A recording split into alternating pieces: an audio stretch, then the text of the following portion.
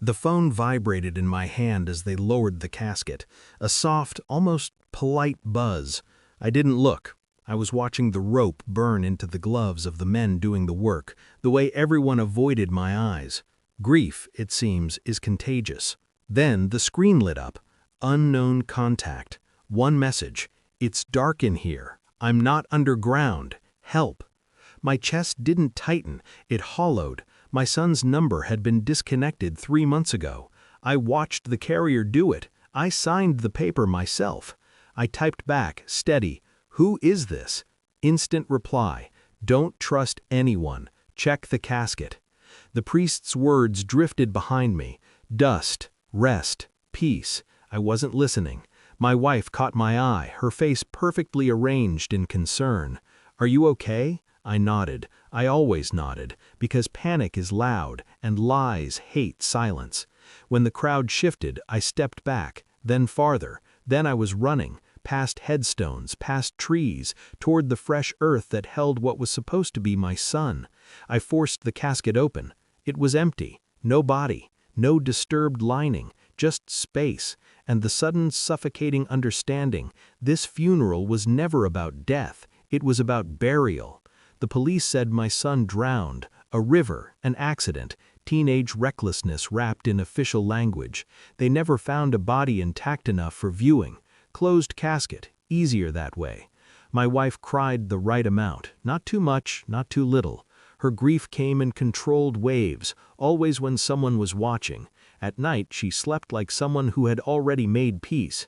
I noticed quiet things. She guarded her phone like it held a pulse. She left the room to take calls. She stopped asking how I was holding up. And my son, Evan, had changed months before he died. He'd gone quiet, watchful.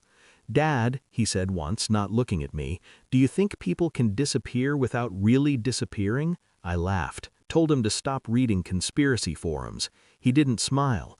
There were bruises I couldn't place. A new phone he said a friend gave him. A look in his eyes that said he was bracing for something.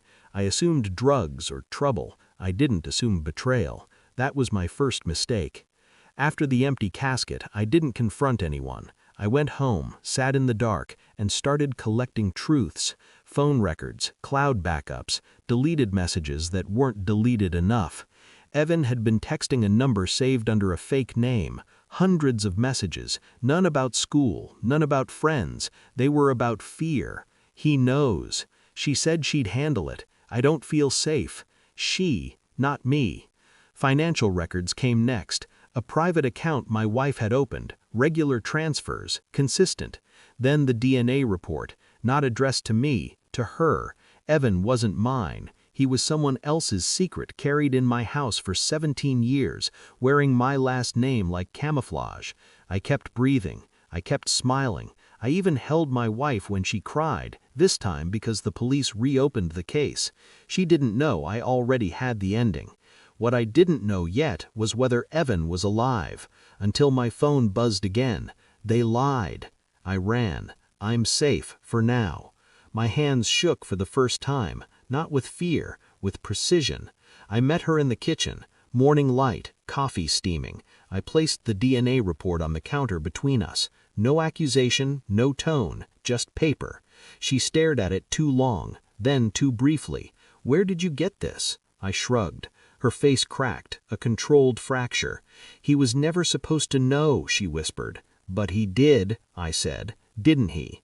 Silence confirmed it. She told me everything. The affair, the man who'd come back, the threats, how Evan found out, how she panicked. "How did he die?" I asked. She started crying. "He didn't. They helped him disappear. It was supposed to protect him." Protect him? By burying him alive in my grief, by making me mourn a son who was breathing somewhere in the dark. I nodded, calm, cold. "I see." That terrified her more than shouting would have. I didn't expose her publicly. I didn't scream. I did something quieter. I forwarded everything, the messages, the accounts, the false death paperwork, to the man she'd trusted to keep the secret, then to the police, then to her parents. The affair partner vanished. Charges followed. And Evan? I met him weeks later, safe, older somehow. He looked at me like someone expecting abandonment. "You don't have to," he started. "I know," I said, "but I want to." My wife watched from a distance as I hugged a boy who wasn't mine by blood and knew she had lost us both. I left, no lawyers shouting, no dramatic exits, just a signature, a door closing. Some betrayals don't deserve noise, they deserve accuracy. I don't hate her. Hate requires investment. What I feel is cleaner than that. Absence. The truth didn't give me my old life back, it gave me control. And sometimes that's the only inheritance that matters.